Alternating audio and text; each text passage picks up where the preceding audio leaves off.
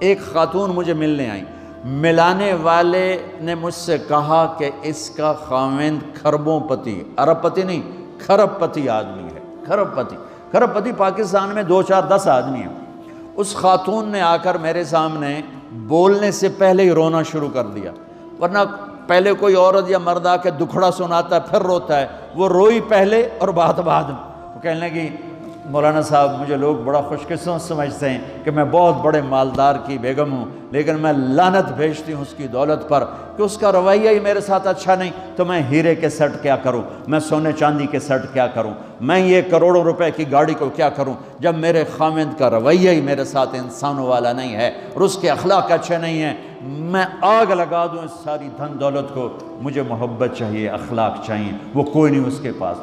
چند دن بعد دوسرا واقعہ سنا، ایک نوجوان بڑا خوبصورت، وہ بھی اسی طرح لیکن اتنا مالدار، کافی مالدار، وہ آ کے میرے پاس بیٹھ کے رونے لگا، مولانا صاحب اب میں کیا کروں، میری زندگی برباد ہو گئی، میرا اتنا عالی شان گھر ہے، اتنی اچھی میری کمائی ہے، آمدنی ہے، لیکن میں کیا کروں۔ یہ اسی کے الفاظ بتانے لگا ہوں، میری بیوی کی زبان 20 فٹ لمبی ہے۔ میں کہا رکھ دی کتنے 20 فٹ چاہتے،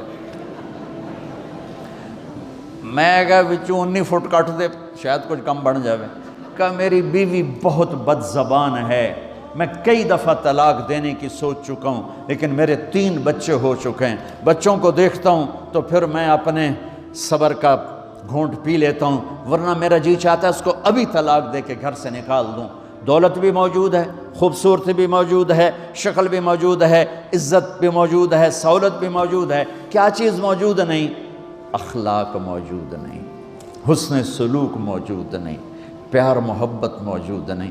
اب اپنے گھروں میں اگر خوشی دیکھنا چاہتے ہیں، ہر رشتے کو اگر آپ آباد کرنا چاہتے ہیں تو میرے نبی والی محبت دینا سیکھیں، میرے نبی والی محبت دینا سیکھیں، اپنے بچوں کو بھی، اپنی اولاد کو بھی، اپنے بہن بھائیوں کو، اپنے ماں باپ کو، ساس بہو کو، بہو ساس کو، سسر بہو کو، بہو سسر کو، بھائی بھائی کو، بہن بہن کو، اللہ کے واسطے برداشت کرنا سیکھو۔ مجھے میرے رب کی قسم ساری دنیا کا چین و سکون برداشت میں ہے، صبر میں ہے، صبر میں ہے، صبر میں ہے۔ زبان۔ ایک نوجوان میرے پاس آیا، کہا جی میری بیوی سے لڑائی ہوتی، مجھے کوئی تعویذ دو۔ میں نے کہا بیویوں پہ تعویذ اثر ہی نہیں کرتا۔ کہنے کا کیا کروں؟ میں نے کہا ایک عمل بتاتا ہوں، سنت عمل، کہ 1-2 لقمے اپنے ہاتھ سے بیوی کو کھلا دیا کرو۔ وہ کہنے لگا اس سے کیا ہوگا؟ میں نے کہا یہ تو تم دیکھو گے، پھر میں پوچھوں گا تم سے کیا ہوگا۔ میں نے کہا یہ سنت عمل ہے، اس سے محبت بڑھے گی۔ کوئی 8-10 دن گزرے تو اس کا فون ویسے آ گیا حال احوال پوچھنے میرا، تو مجھے اپنی بات یاد آ گئی۔ میں نے کہا میری بات پہ عمل کیا تھا؟ کہنے لگا نہیں۔ میں نے کہا کیوں؟ کہنے لگا شرم آتی۔ میں نے کہا لڑتے ہوئے شرم نہیں آتی؟ کبھی کوئی کمزور سے بھی لڑتا، عورت تو بیچاری کمزور ہے، چلو یہاں کی عورتیں طاقتور ہیں، سنا ہے کہ بڑی شیرنیاں ہیں اور ان کے خامد سارے بکری یہ شیر ہیں، الٹا ہی کام ہے، یہاں عورتیں شیر ہیں، خامد بکریاں ہیں۔ چلو بھائی تم مہربانی کر کے اپنے خامدوں کو عزت دو، اور ان سے کہتا اپنی بیویوں کو عزت دو، محبت سے رہو۔ تو میں نے کہا بے وقوف، کبھی کمزور کے ساتھ بھی کوئی لڑتا ہے، اس میں تمہیں شرم نہیں آتی اور اس میں شرم آتی ہے؟ سنت۔ میں نے کہا چل کر اور مجھے بتا۔ کوئی 2 گھنٹے بعد اس کا فون آیا، کہا مولانا دوپہر کا کھانا تھا، میں نے اپنی بیوی کے منہ میں لقمہ جو دیا نا تو اس کا منہ وہیں کھلا رہ گیا۔ وہ کہنے لگی تو نے خود تو کیا نہیں، کسی نے تجھے بتایا ہے؟ کس نے بتایا؟ تو بتا، تیرے اندر یہ ظرف نہیں ہے، تمہیں یہ سبق کس نے پڑھایا؟ اس نے کہا مجھے یہ سبق مولوی طارق جمیل نے پڑھایا۔ تو کہنے لگا میری بیوی نے ایسے اپنی جھولی اٹھا لی اور کہا مولوی طارق جمیل اللہ اس کے بچوں کو سلامت رکھے جس نے تمہیں انسان بنایا۔ میرے بھائی بہنوں صبر کرنا سیکھو۔ ہماری ایک دھوبن تھی ماسی شریفہ، مر گئی بیچاری، تو وہ آگئی میری بہن کے پاس، چھوٹا قد، موٹی ڈٹی تو بڑی لڑکی، پوری شیرنی۔ وہ آ کے کہنے لگی میری بہن کو، اور میری بہن تو انہوں چنگی طرح جان دی ہے، بی بی ہے میری نوواں بڑیاں لڑ دیا، میں نے کوئی تویز دے ساریاں میری نوکر بن جانا۔ اب میری بہن کو پتہ تھا کہ وہ سارا لڑائی دا تماشا تھا، ماسی شریفہ تو شروع ہوندہ، ادو تو ہوندہ ہی کچھ نہیں، بیچاریاں معصوم جیاں چھوٹیاں چھوٹی عمر دیاں۔ تو میری بہن نے ایک تعویذ بنایا اور اس کو یوں رول کر کے نا، اس کو کہا ماسی شریفہ ہن جسلے تیری لڑائی ہوئے نا اس تعویذ تو چک مار کے بہ جانا ہے تے چھڑنا نہیں، جے تو چھڑیا تو مر جانا، انہوں پکا کر کے رکھیں۔ اس نے کیا کیا؟ ماسی شریفوں کو چپ کروایا۔ اب ہمارا دیہاتی ماحول ہے، تعویذوں کی بڑا عقیدت ہے، صحیح تعویذ تو اثر کرتے ہیں لیکن اکثر تو ہیرا پھیری والے بیٹھے ہوئے سارے ہی، تو اللہ ماشاءاللہ۔ تو 8ویں دن وہ آ گئی، بی بی تو بڑا چنگا تعویذ دیتا، ساری لڑائی ختم ہو گئی۔ کیوں کہ ماسی شریفہ چپ ہو گئی۔ تو میں ان ساری مستورات کو یہ تعویذ دے کے جا رہا ہوں، یہ سب لے لو، یہ مرد بھی لے لو، اور جب کوئی جھگڑا ہو یہاں رکھ کے چپ کر کے بیٹھ جانا، آپ کی لڑائیاں ختم ہو جائیں۔ اگر آپ بولتے رہے تو پھر لڑائی ختم نہیں ہوگی۔ میرے نبی کی زندگی سیکھو، معاف کرنا سیکھو، محبت دینا سیکھو، ایسا نہ ہو کہ دو آپس میں بولتے نہ ہوں، ایسی بد اخلاقی سے بچو۔ اور آخری بات یہ ہے، آپ اس ملک میں رہتے ہیں، اب یہ آپ کا ملک ہے، اگر آپ کے پاسپورٹ ہیں تو یہ آپ کا ملک ہے، اس کے قانون کو عزت دو، اس کے قانون کو احترام دو۔ یہاں کی گورنمنٹ کے ساتھ مجھے پتہ چلا ہے کہ بہت سے لوگ ہیں فرضی بیمار بن کے وظیفے لے رہے ہیں، یہ حرام ہے، یہ دھوکہ ہے، یہ فراڈ ہے۔ جو حکومت آپ کی اتنی ہمدرد ہو کہ گھر بیٹھے آپ کو وظیفہ پہنچائے، آپ کے بچوں کے وظیفے لگائے، آپ کے وظیفے لگائے، انہی کے ساتھ دھوکہ کرنا ہے، انہی کے ساتھ فراڈ کرنا ہے۔ اللہ کی قسم یہ آپ اپنے ساتھ فراڈ کر رہے ہیں، یہ آپ اپنی ذات کو دھوکہ دے رہے ہیں، ان کو نہیں دھوکہ دے رہے، آپ اپنے آپ کو دھوکہ دے رہے ہیں۔ ایک سردار جی ریل میں چڑھا، ہنسی جائے، لوگوں نے پوچھا سردار جی بڑے ہنس رہے ہو؟ کہنے لگا ریلوے والوں کے ساتھ آج بڑا فراڈ کیا، چکر کا دے دیا، ریلوے کو چکر دے دیا ہے۔ کہ سردار جی کیا چکر دیا ہے؟ کہنے لگا واپسی کا ٹکٹ بھی لے لیا ہے اور واپس میں نے آنا کوئی نہیں ہے۔ نہ کہ سردار جی اپنے آپ نے چکر دیتا ہے تسی تو جتنی 2 نمبری کرنے والے ہیں یہ اپنے آپ کو چکر دینے والے ہیں۔ اللہ کے واسطے اس حکومت کا نہ ٹیکس چراؤ، نہ ایسی 2 نمبری کرو، نہ یہاں کی بچیوں کو دھوکہ دے کر کاغذ بنانے کے لیے شادیاں کرو۔ جب انگریزوں کی حکومت تھی انڈیا پر تو دلی میں ایک وہ پک پاکٹ رہتا تھا، جیب کترا، اس کا چیلا شام کو 2 روپے لے کر آیا تو اس نے اس کو تھپڑ مارا، سارے دن میں 2 روپے۔ تو کہنے لگا استاد آج بڑا مال مارا تھا، ایک گورے کی جیب کاٹی تھی، بہت پیسہ تھا۔ جب میں 4 قدم چلا، سننا ذرا اس زمانے کے چور کا ایمان سننا، کہنے لگا جب میں 4 قدم چلا تو مجھے خیال آیا اگر قیامت کے دن عیسیٰ علیہ السلام نے میرے نبی کو گلہ دے دیا کہ آپ کے امتی نے میرے امتی کی جیب کاٹی تھی تو میرے نبی کو شرمندہ ہونا پڑے گا۔ تو پھر میں نے کہا میری وجہ سے میرا نبی شرمندہ ہو، میں نے جا کر اس کو واپس کر دیا، 2 روپے اپنے دے کپ کے لے آندے۔ تو اس نے اس کو 10 روپے انعام دیا کہ یہ 10 روپے تیرا انعام ہے۔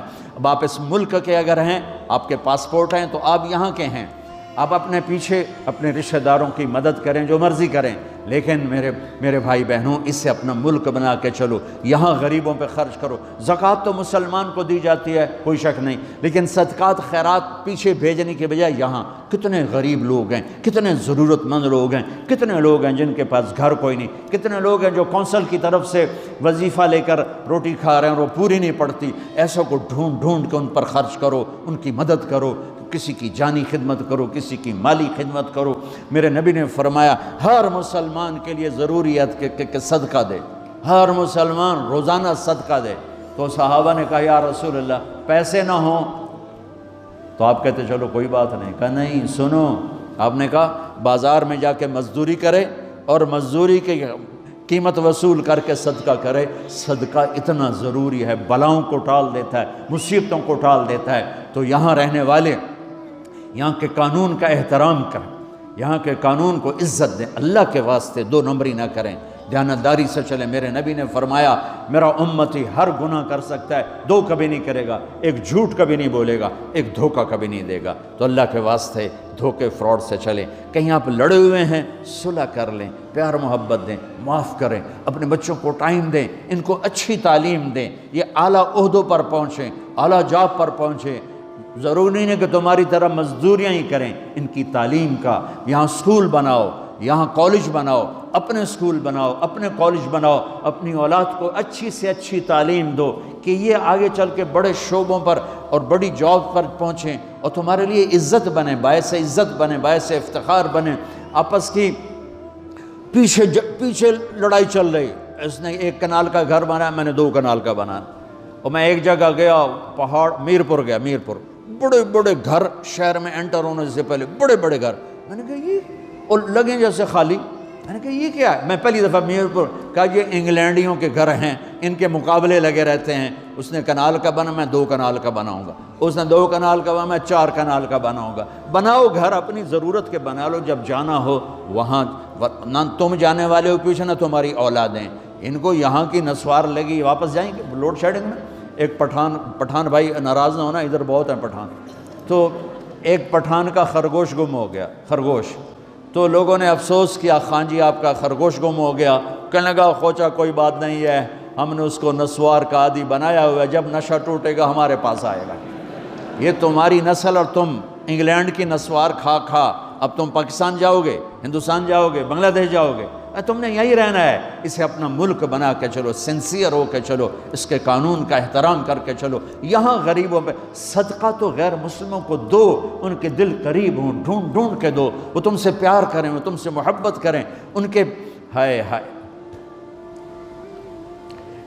او میرے نبی تشریف فرما تھے، ایک طوائف گزری، طوائف پروسٹیٹیوٹ، وہ آپ کو دیکھ کے نا آپ کا مذاق اڑانے کے لیے، کیسا نبی ہے، اکیلے بیٹھ کے کھاتا ہے، کسی کو پوچھتا ہی نہیں۔ غیر مسلم، کافر، طوائف، کتنی برائیاں اکٹھی ہو گئی۔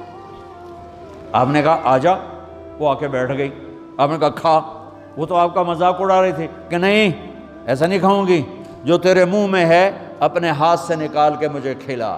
اس کا خیال تھا یہ مجھے ڈانٹیں گے، کہیں گے اس کو اٹھاؤ، 2 چھتر مارو، اس کو دفع کرو، میں کہوں گی دیکھو تمہارا نبی کیسا ہے، اتنا بد اخلاق۔ تو انہوں نے کہا نہیں، جو تیرے منہ میں ہے وہ نکال اور اپنے ہاتھوں سے میرے منہ میں ڈال۔ میرے نبی نے کہا یہ لو، آپ نے لقمہ منہ سے نکالا اور اس کے منہ میں ڈالا۔ اب پنجابی کی مثال ہے، کبے نو لت لگی اور سدھا ہو گیا۔ میرے نبی کے منہ کا لعاب جب اس طوائف کے منہ میں گیا، وہ ساتھ ہی کلمہ پڑھ گئی، ایمان لے آئی اور مدینے کی شریف ترین عورت بن گئی۔ میرے نبی تو اس طرح اخلاق والے تھے۔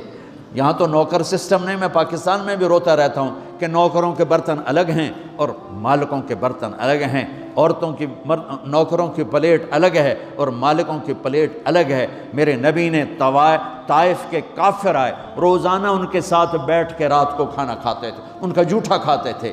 یہ اخلاق تھے جس نے انہیں کلمے میں داخل کر دیا۔ نجران کے جوڑ نظر آئے گا، اور میرے رب کی سنو، ان استقالنی عقلت لا، تو توبہ توڑ کے لے آئے 1 دفعہ یا 1000 دفعہ، ایسا جوڑوں گا کہ جوڑ نظر ہی نہیں آئے گا، بے جوڑ کر دوں۔ اور یہ تیرے کرامن کاتبین کو بھی نہیں پتہ چلے گا کہ یہ توبہ ٹوٹی ہوئی ہے اور ٹوٹ کے جڑی ہے یا ٹوٹی نہیں۔ اللہ ایسی توبہ ہماری قبول کرے گا۔ جب ہو توبہ کرو، جب ہو توبہ کرو۔ تو نیت کرتے ہو توبہ کی؟ اگر ہم نے سچے دل سے کر لی تو اللہ کی قسم یہیں بیٹھے بیٹھے ہم سب ایسے ہو جائیں گے جیسے ماں کے پیٹ سے نکلے ہوں۔ اور پھر اگر ٹوٹ جاتی ہے، وہاں جا کے ٹوٹ جاتی، پھر کہنا یا اللہ میری توبہ۔